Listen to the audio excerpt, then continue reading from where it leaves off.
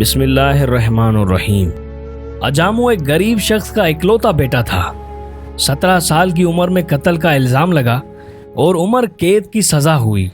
40 سال جیل میں کاٹنے کے بعد ایک دن اجامو کو عدالت نے یہ کہتے ہوئے بری کر دیا کہ یہ بے گناہ ہے۔ اجامو کمرہ عدالت میں جج کے سامنے بیٹھا تھا۔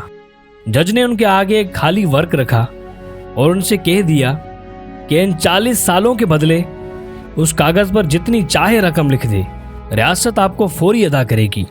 جانتے ہو اجامو نے کیا لکھا؟ اجامو نے صرف ایک جملہ لکھا کہ جج صاحب، اس قانون پر نظر ثانی کیجیے تاکہ کسی اور اجامو کی زندگی کے قیمتی 40 سال ضائع نہ ہو۔ اس کے بعد وہ رو پڑے۔ اس کے ساتھ کمرہ عدالت میں موجود حاضرین کی آنکھیں بھی اشکبار تھیں۔